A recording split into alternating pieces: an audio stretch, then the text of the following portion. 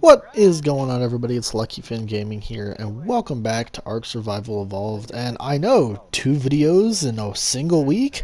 Well, I went 2 weeks up without giving y'all any content, so I figured 2 videos for 2 weeks. Seems to work out to me. Anyway, guys, today, as the title would suggest, I do want to discuss the more or less four, with a couple of honorable mentions, four mistakes that WildCard absolutely must avoid in their second Ark game. Ones that I feel like lessons should, the lessons that definitely should have been learned from the first Ark game that absolutely must not be repeated in the second game. So I hope you all enjoy this video, and in the background is just a raid from the Bloodsport cluster, which no longer really exists, but this is from my archive, so I hope you'll enjoy that. So without further ado, let's get into this. Alright, guys, and starting off, either ORP, offline raid protection, or raid timers, and I will explain these individually. Now, I'm sure a lot of you, upon hearing ORP, offline raid protection, I'm sure you're already either A, clicking off the video, or B, you're ready to smash the keyboard and to tell me some shit like, go back to PvE, noob, or something like that. Well, you know what, guys, for all of you, all I can say is, some of us have lives, and I'm sure there's going to be a majority of people with me right now who are going to agree and say, we have lives. Some of us do have things that we have to do. I have to work. People have families to be with. Not everybody has the time to just sit around and make Ark their little profession while living in their mother's basement. Some of us have other things we have to do in life, and we don't want to be stuck on Ark all the time, and we don't want to be raided offline. I know that some people don't like that because they want to be able to raid people offline, and I know that when it comes to offline raids or offline raid protection, there is the dreaded combat loggers. Those people who will just log off the game, so that way they don't. That way you can't finish your raid. I totally get that, which is why I think the better alternative is actually found in Conan Exiles. Now, as many of my older subscribers may know, I know there's not a lot of you, but I do recognize you. I played Conan a lot back in the day, Conan Exiles. And back in the day, there was a raid timer. So basically what that was a specific time period based on the region of server you picked and what have you, where when you could raid. You could only raid at a certain time. And I picked one in Central Time here in the United States because that's about where I live. And the raid timer was from the raid timer is always 7. I think it was like 7 to midnight. And then you could kind of pick based off of that. So like in Central Time, it was 7 to midnight. But say if I had picked one in, I think, Arizona time, it would have been like 4 to 8 or something like that. So I think that is honestly the better alternative, and let people pick the region and when they're going to be on and when they're going to be able to defend their base. And even more so, it would allow people to actually be able to grind and build their bases up. And you wouldn't have alpha tribes or mega alpha tribes that just ruled everything. Because right now it's so dependent on being part of a big tribe. And some people just don't have that availability. Back in the day when I was just a kid, of course I could have, I could shift out with other people on the game. I could have a few people, I could be on at one time while somebody else was on at another time, and so on and so forth. But that's just not an option for me anymore, and it's not an option for a lot of people. Like I said, a lot of people have lives, and people want to be able to live those lives and not be worried about whether or not their stuff's getting rated on Ark, because we can't always be on Ark all the time. Everybody has, nobody but nobody's has the time to just spend on this game. So I definitely think that one of the first things they should absolutely fix is you shouldn't be allowed to raid anybody anytime, any place. There should definitely be raid timers or offline raid protection. I think offline raid protection would honestly be easier on wildcard, but I would definitely prefer raid timers, because then if that person, if the raid timer comes on and that person's not on, it's kind of on them. It's not on anybody else. They could have or should have been on at that time. So that's it for this one. So let's move on to our next one. Alright guys, and for number 2, as I'm sure many of you who have watched my videos before will and have agreed, will know what I'm about to say next, and so it should come to no surprise, absolutely no game-breaking or totally meta-defining animals. And by this, I'm sure many of you know I am speaking specifically of animals like the Giga and even the Mana Garmer. As many of you may know, these animals were just absolutely meta-defining on many levels. If you were to be caught out in the open against a Managarm or a Giga, you were going to die.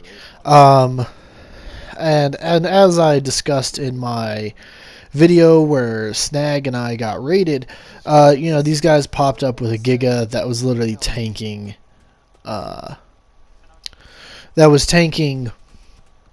heavy turrets.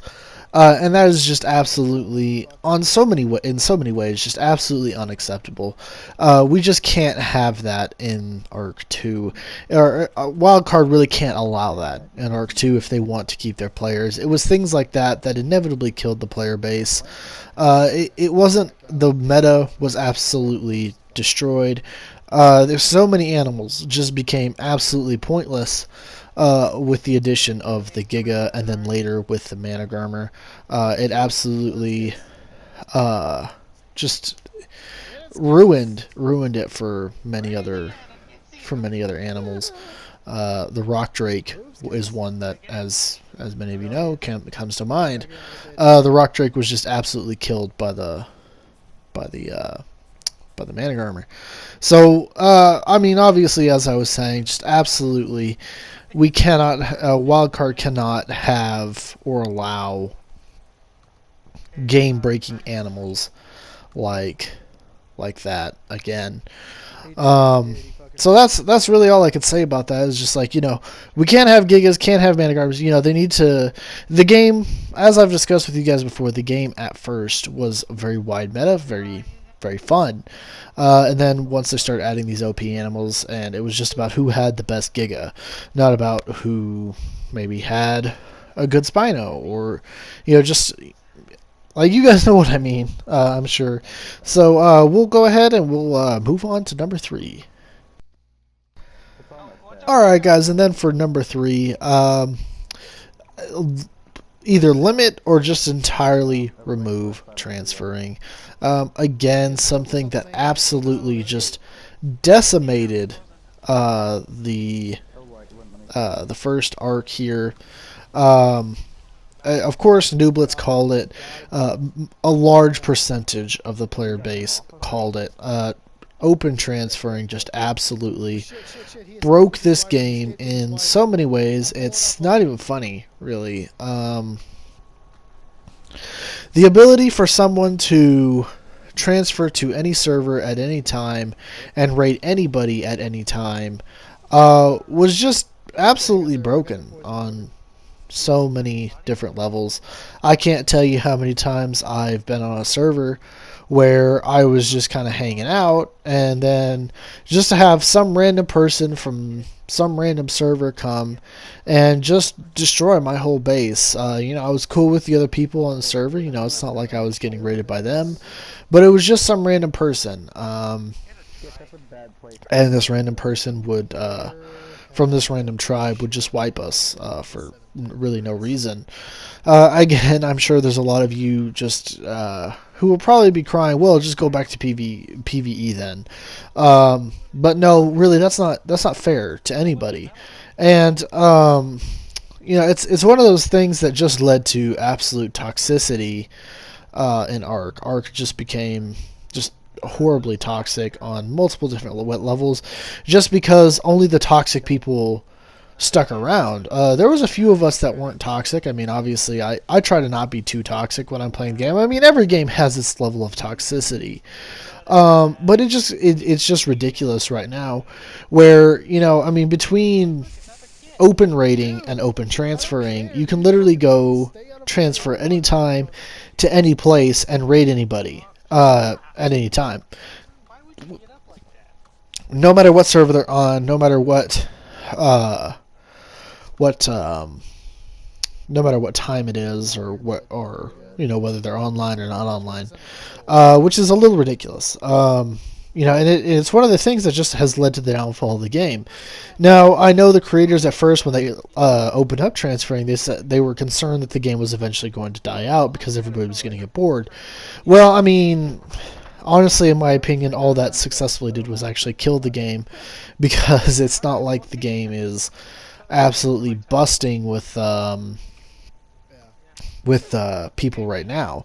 In fact, if anything, the game is basically dead. It's not dead. It's not Conan Exile's dead, but it's been better. It's seen better days. And it's just things like that.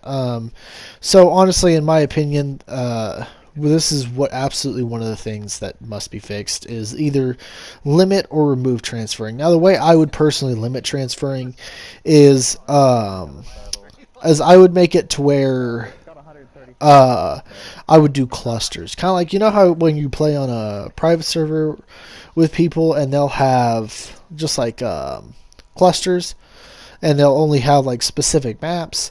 That's personally what I would do. Is just have like one of each map in a cluster. And I think that would make everybody happy. It would give you the ability to have any animal on all the maps, which of course even I enjoy. I even enjoy that. So, you know, it would just give everybody that availability. So that's personally what I would do. But yeah, absolutely need to remove open transferring as it stands right now, and limit that a lot. So that's that for. So let's move on to number 4 now. Alright guys, and then for the number 4 slot, it is that they must absolutely limit mutations. Now, technically there is a mutation limit on the game right now, and that is a limit of 50. 25 and 25 on both matrilineal and patrilineal. But gamers did what gamers do, and that was found exploits and holes, and figured out that if you just put all the mutations on one side and then transfer it to the other, then you can get basically infinite mutations. And it's just one of those things that WildCard really never went back and fixed. They never made any significant effort to try and halt that. So as I was telling you guys a story in one of my ARC videos about how my brother Skits and I were playing, and even though we had raided somebody and gotten a really good Giga, somebody came and one-tapped that Giga with another Giga. And mind you, the Giga that we had probably 3,000 or 4,000 mutations. And then this other Giga came and one-tapped that. So I can only imagine how many mutations that Giga had. So it's just one of those things, like I said, it's just one of those things they never addressed in Arc 1 that should absolutely be addressed in the second game. They absolutely cannot allow this many... they absolutely cannot allow the mutations the way they did on this game, because that was just out of hand. They have to fix some of those exploits, because as I said, I can just keep repeating it, but it's not going to change the meaning anymore. It was ridiculous. It was absolutely ridiculous. Too many people could have way too many mutations on their animals, and it just broke the game. It's just one of those things that broke the game. So basically, by point A to point B, you basically had people with hundreds of thousands of mutations from the time that the legacies reset till now. You got people who've had gigas for all that time, and they've been breeding those gigas for all that time. And it's like I said, it's just absolutely ridiculous. Something that could have been easily avoided.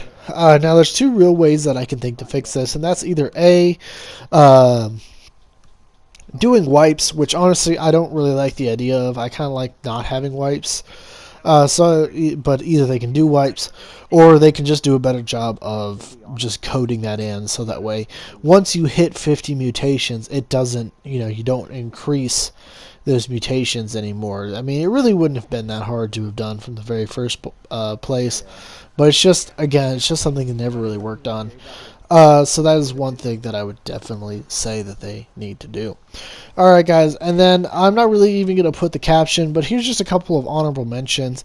There are things that WildCard has already taken massive steps towards doing, and I think they're doing it in spirit of the fact that the next game is coming out. But those are fixing meshing and fixing duping. Now, like I said, they've already kind of fixed both of those things. Both of those things have already, in wide array, been fixed. But they just need to make sure that the whole spirit of them being fixed doesn't change. Those things need to stay fixed.